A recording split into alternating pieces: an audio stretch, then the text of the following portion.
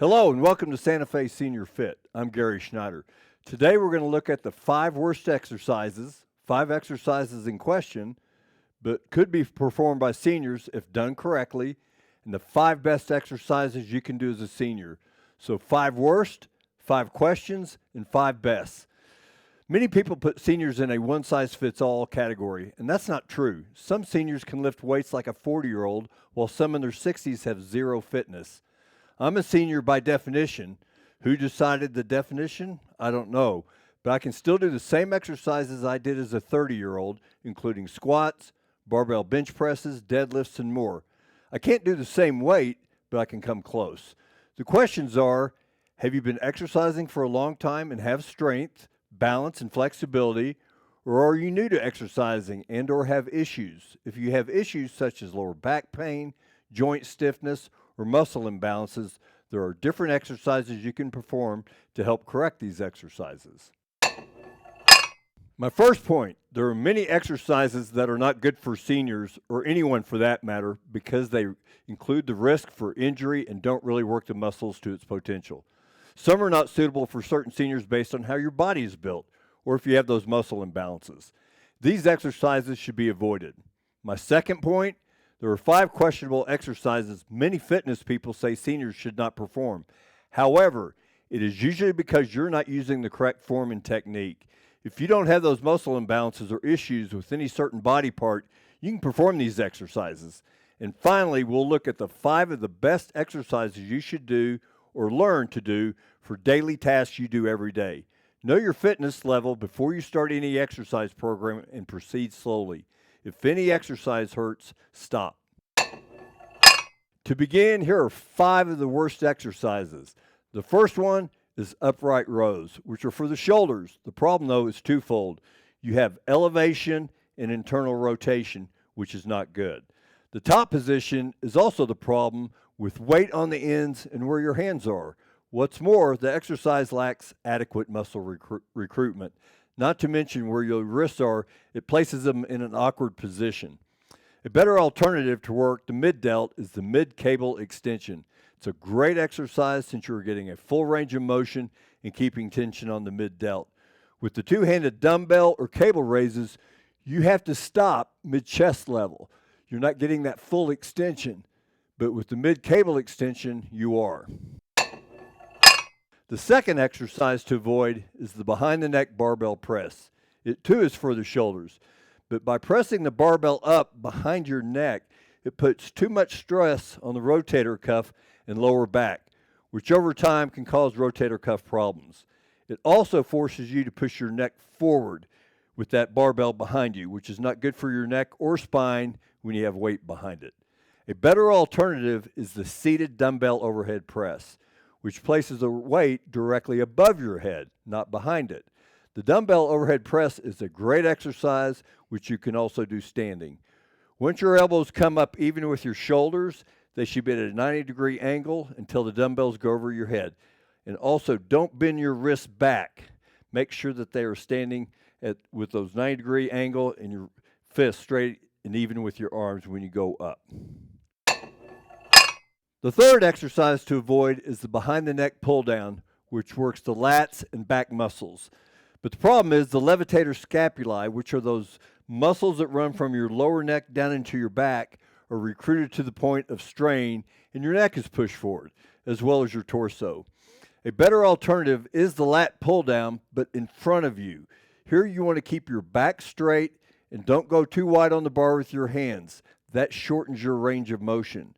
And when bringing the bar down, think of reaching your chest up to the bar and squeeze those lat muscles.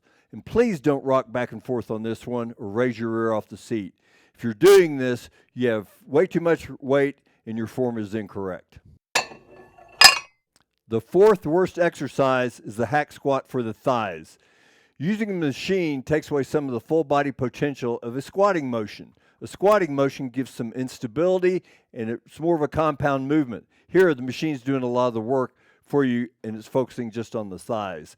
And you won't get as much core work because you're stabilized by the machine instead. Most people have stronger muscles on the front side of their body than the back side. Because the hack squat primarily trains the quads, you're missing out on an opportunity to train your posterior chain.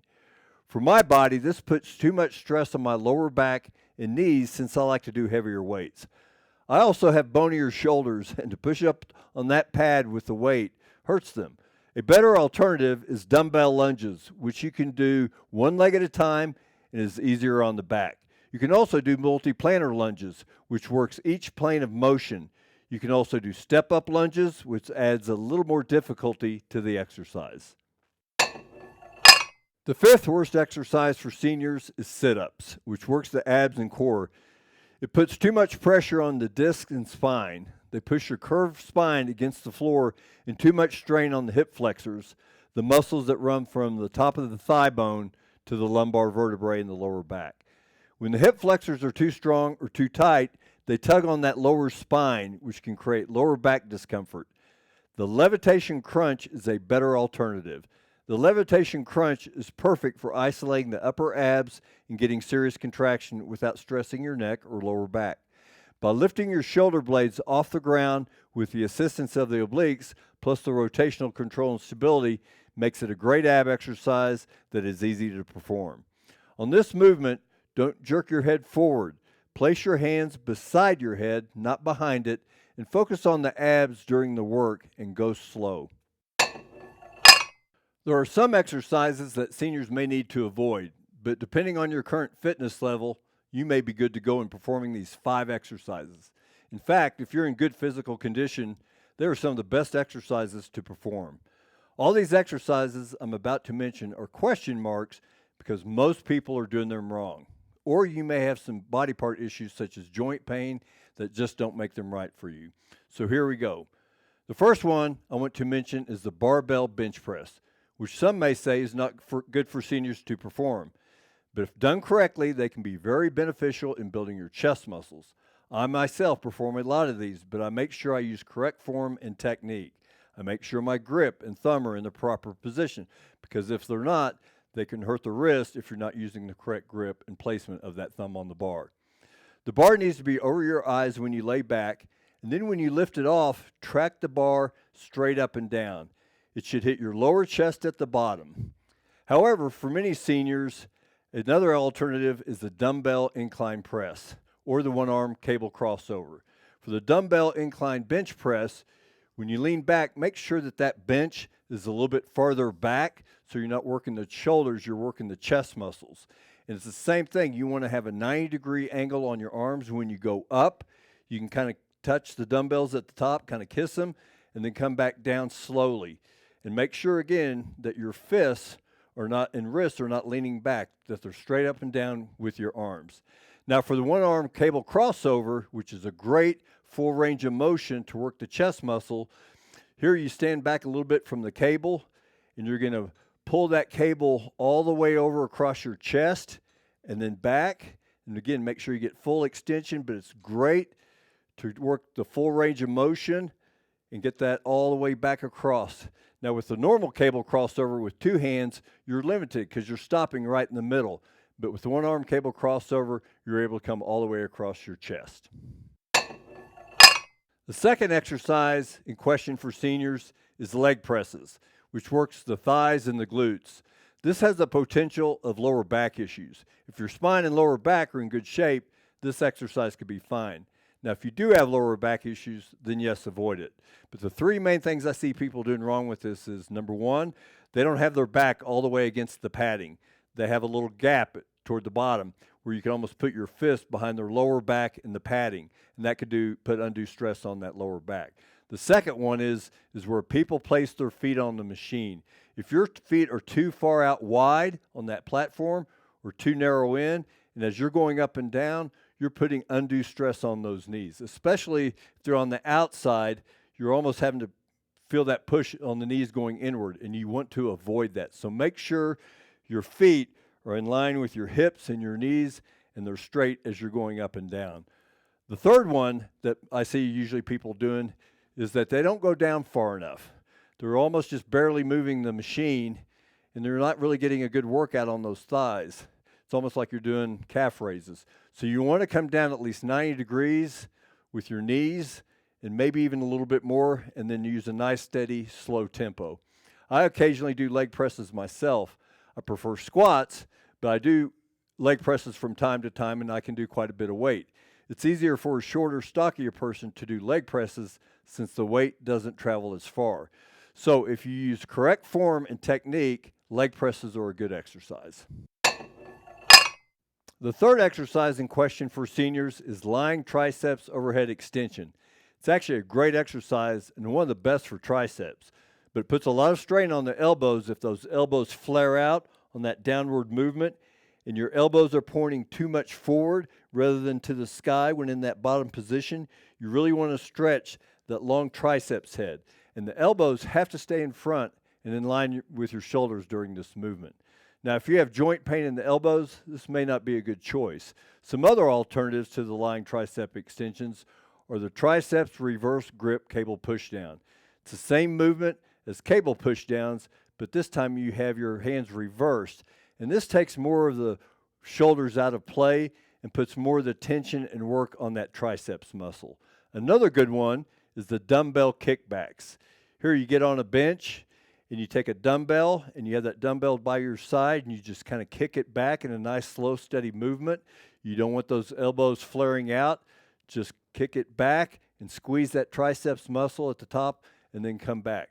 So two alternatives: triceps reverse grip cable pushdown and dumbbell kickbacks if that lying overhead triceps extension causes you too much pain or stress on your elbow. The fourth exercise in question for seniors is the deadlift.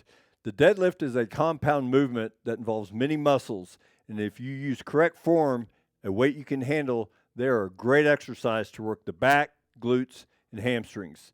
You have to keep your back straight and have good hip movement to perform this correctly. You start the movement first by moving your hips back, and then you raise up. You want to keep your back straight, and you don't bend those knees until your knuckles pass over your kneecaps. The fifth questionable exercise for seniors is running.